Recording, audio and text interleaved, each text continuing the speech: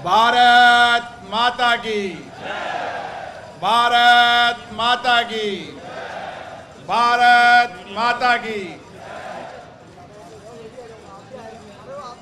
कुमाऊं समाज के इस महाकुंभ के अंदर राजस्थान से आए सभी कुमाऊं शिल्पकारों को मैं प्रणाम करता हूं।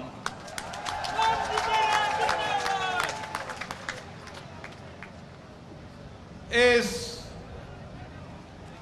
महाकुंभ में भीमाराम जी दम्बीवाला,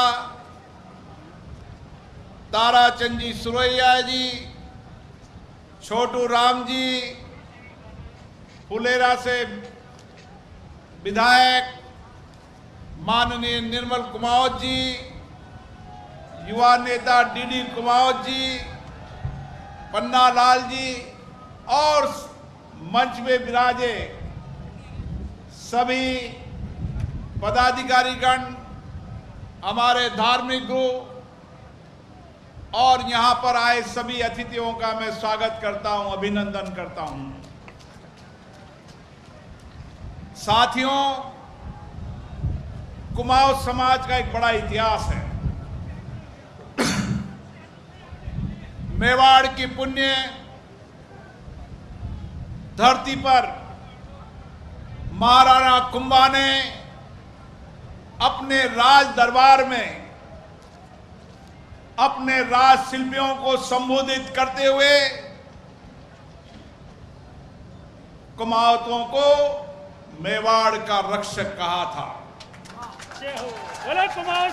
उन्होंने कहा था, हे कुमाऊं क्षत्रियों, कु यानी धरती माता और वनवानी यानी सतत रक्षक, वास्तव में आप मेवाड़ के रक्षक हो।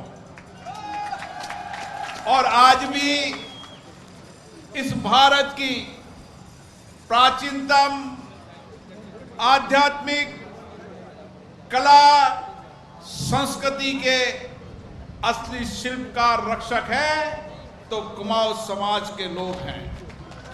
और इसीलिए भारत और राजस्थान की गौरवशाली परंपरा को समृद्ध करने में, उसकी विरासत रक्षक में आपकी बहुत बड़ी भूमिका है। राजस्थान में चले जाएं, देश के अलग अलग हिस्सों में चले जाएं, वहां प्राचीनतम कोई गढ़ होगा, कोई किला होगा, कोई जलाशय होगा और कोई भव्य इमारत होगी, तो उसमें कहीं न कहीं कुमाऊं समाज के पसीने की ताकत होगी। और इसीलिए आज भी, आजादी के बाद भी, चाहे संसद का भवन हो, चाहे विधानसभाओं का भवन हो, हर जगह चित्रकला और शिल्पकार के अंदर उस पनी से और मेहनत से भारत की इस विरासत को समृद्ध करने में आपका बहुत बड़ा योगदान है। और इसीलिए आप शिल्प सर्जनकार हो, आप वास्तुकला के विश्वकर्मा हो, और इसीलिए विश्वकर्मा के रूप में आपका सम्मान और मान आज भी सभी समाजों के अंदर है। इसलिए साथियों, इस राजस्थान की ऐतिहासिक नगरी में हम बैठे हैं, जयपुर में। हमारे पूर्व वक्ता बता रहे थे कि राजस्थान की ऐतिहासिक नगरी को उस समय जो शिल्पकार थे, वास्तुकार थे, उनका विजन कितना बड़ा था कि जयपुर को एक सुनियोजित बसावट के रूप में यहाँ की इमारत, यहाँ की स्थापत्य कला, यहाँ की वास्तुकला के अंदर कहीं न कहीं योगदान है, तो कुमाऊं समाज का योगदान है। और उसमें वास्तुकार उस्ताद लालचंद जी का भी बहुत बड़ा मान और सम्मान है। शिल्प गणेश खोवार हो, उस्ताद राम विलास मनेठिया जी हो, जागीरदार उस्ताद लक्ष्मी नारायण जी मनेठिया हो, और समाज के बहुत सारे लोग जिन्होंने अपनी मेहनत से, कठिन परिश्रम से, अपनी कला से इस जयपुर के जीवंत बनाने के अंदर बहुत बड़ा योगदान दिया है। और इसीलिए आज ये जयपुर की राजधानी, चाहे चित्रकला के अंदर हो, चाहे मूर्ति कला के रूप में हो, चाहे विविध कला के अंदर हो, इसकी पहचान है तो आप सब लोगों के शिल्पकारों के अंदर है।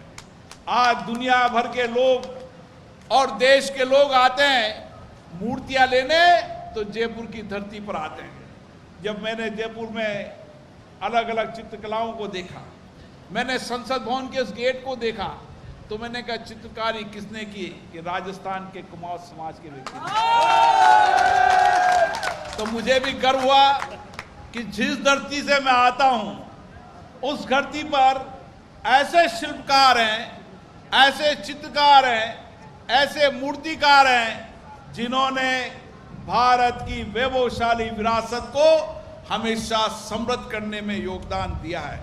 और इसीलिए आज भारत की स्थायित्व कला हो, आध्यात्मिक हो, सांस्कृतिक विरासत हो, उस सब में प्राचीनतम रूप में जो ऐतिहासिक धरोहर है उसमें कुमाऊं समाज का योगदान है।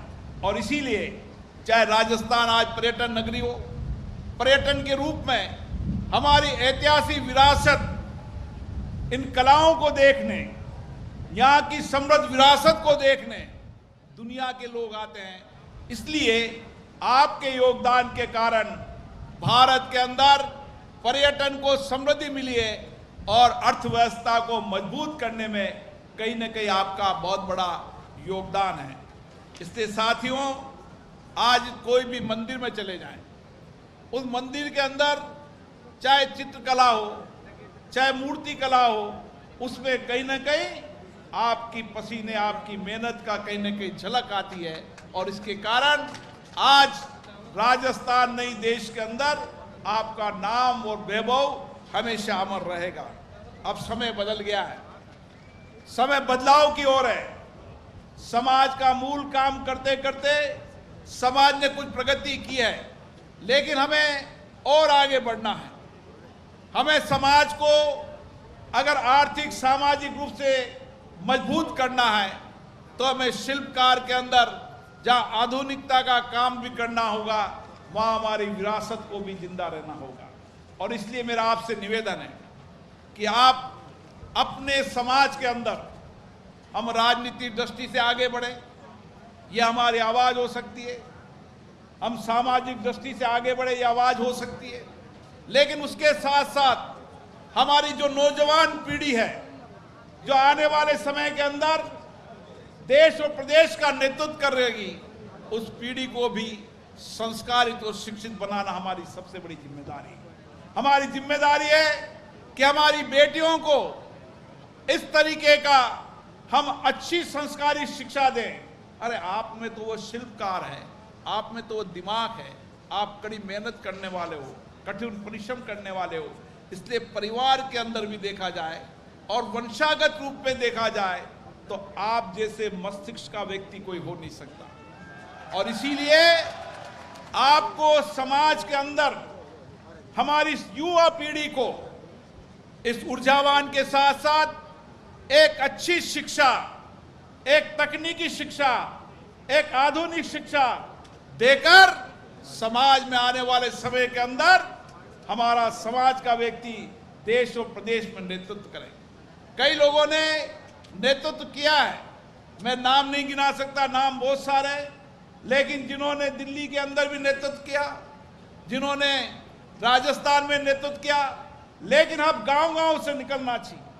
अभाव में रहने के बाद भी हमारे गांव का शिल्पकार बच्चा दुनिया में नेतृत्व करे, ये क्षमता हमें सामूहिक प्रयासों से पैदा करने की आवश्यकता है। और इसीलिए मैं आपसे निवेदन करना चाहता हूं कि हमारी कोशिश होनी चाहिए कि समाज के अंतिम पायदान में बैठे व्यक्ति के जीवन को हम कैसे बदल सकते हैं। और इसीलिए जब समाज में हम बैठते हैं सामूहिकता के साथ बैठते हैं, मिलकर सामूहिकता के साथ निर्णय करते हैं, तो हम हमारे समाज में जो आर्थिक सामाजिक परिवर्तन लाने का प्रयास कर रहे हैं, इसके लिए भी हमें चर्चा और संवाद करना चाहिए। लोकतंत्र हमारी ताकत रही है, लोकतंत्र हमारी विरासत रही है, लोकतंत्र हमारे जीवन की प्राचीनतम पद्धति रही है। इसीलिए तो कहते हैं भारत लोकतंत्र की जननी है। हमारा लोकतंत्र आजादी के बाद का लोकतंत्र नहीं है। हमारा लोकतंत्र महाभारत से लेकर तमाम युगों तक हमारा लोकतंत्र रहा, हमारे जीवन में लोकतंत्र रहा है। हमारे समाजों में, हमारे गांव में बैठकर हम जो चर्चा करते थे, बैठकर निर्णय करते थे, उस निर्णय चर्चा को समाज मानता था, गांव मानता था। और इसीलिए समय आ गया है। ये सामूहिक पंचायत करने का अर्थ हमारा ये होता है कि हमारी बुनियादी बातों को भी करें, लेकिन इसके साथ साथ समाज के पायदान के अंतिम व्यक्ति बैठे, उसके जीवन को कैसे बदल सकते हैं। हम हमारे प्रयासों से कई धर्मशालाएं बनाते हैं, कई विद्यालय बनाते हैं, कई चिकित्सालय बनाते हैं। यह आप सामाजिक कंट्रीब्यूशन आपका बहुत बड़ा है, सामाजिक योगदान बहुत बड़ा है। वह केवल आप समाज के लिए नहीं करते, आप संपूर्ण समाज के लिए करने का काम करते हैं। यह हमेशा आपकी ताकत रही है। आप जब भी जिस गांव में रहते हो, जिस शहर में रहते हो, जिस मोहल्ले में रहते हो, आपको सब लोग क्यों मानते हैं कि आप सबको साथ लेकर चलते हो, आप सामूहिकता के साथ लेकर चलते हो, आप वसुदेव कुटुंबकम की संस्कृति को मानते हो, और इसीलिए सारा समाज भी आपके साथ रहता है। यह आपकी शक्ति और सामर्थ्य है। इसलिए हमें जब कई बार मैं समाजों में जाता हूं तो लोग कहते हैं समाज की राजनीति देश को तोड़ने का काम करे। मेरा कहना है समाज की राजनीति ही देश को आगे बढ़ाने का काम करती है। जब समाज आगे बढ़ेगा, समाज के लोग बैठकर निर्णय करेंगे, अच्छी शिक्षा का, अच्छे संस्कारों का, अच्छी संस्कृति का, हमारी विरासत को याद करेंगे, हर समाज आगे बढ़ेगा तो देश आगे बढ़ेगा। और देश को आगे बढ़ाना है, राष्ट्र को आगे बढ़ाना है, तो हर समाज को आगे बढ़ाना होगा। समाज के अंतिम व्यक्ति के जीवन को बदलना होगा, और इसके लिए कुमाऊं समाज नहीं, हम आपके साथ हमेशा खड़े हैं। मैं आपसे वादा करके जा रहा हूं, आपका कोई भी बच्चा, बेटा, बेटी देश के अंदर या देश के बाहर अच्छी शिक्षा पढ़ना चाहता है, उच्च शिक्षा पढ़ना चाहता है, लेकिन धन के अभाव में शिक्षा प्राप्त नहीं कर पा रहा, मेरी जिम्मेदारी है, आप और हम मिलकर यह काम करेंगे कि उसको अच्छी शिक्षा मिले। धन के अभाव के अंदर कोई व्यक्ति शिक्षा से वंचित नहीं रहे और कोई व्यक्ति इलाज से वंचित नहीं रहे। और इसलिए मैं कुमाऊं समाज के लोगों को जानता हूं, जब वह पत्थर पर बैठकर कठिन काम करते हैं तो उनको कई बीमारियां हो जाती हैं। मैं आपसे वादा करके जा रहा हूं, समाज का ऐसा कोई भी व्यक्ति जिसके पास इलाज कराने का पैसा नहीं है, मैं आपके साथ बैठा हूं, जयपुर से लेकर दिल्ली तक उसको इलाज करेंगे, लेकिन उसको स्वस्थ रखेंगे, हमारी जिम्मेदारी है। इसलिए आज आपके बीच में मिलकर मुझे बहुत प्रसन्नता हुई, और जिस तरीके की सामाजिक चेतना आई है, सामाजिक बुराइयों को समाप्त करने ने आपने संकल्प लिया है, सामूहिकता के साथ बैठकर समाज को आगे बढ़ने का जो निर्णय लिया है, हम हमेशा आपके साथ हैं। ये समाज आगे बढ़े, देश और प्रदेश में नेतृत्व करे, नए राष्ट्र के निर्माण के अंदर, और भारत की समृद्ध विरासत को जिस तरीके से आपने जीवंत रखा है उसको आगे लेके बढ़े। यही आपसे आह्वान करना चाहता हूं। आप सबका बहुत बहुत धन्यवाद।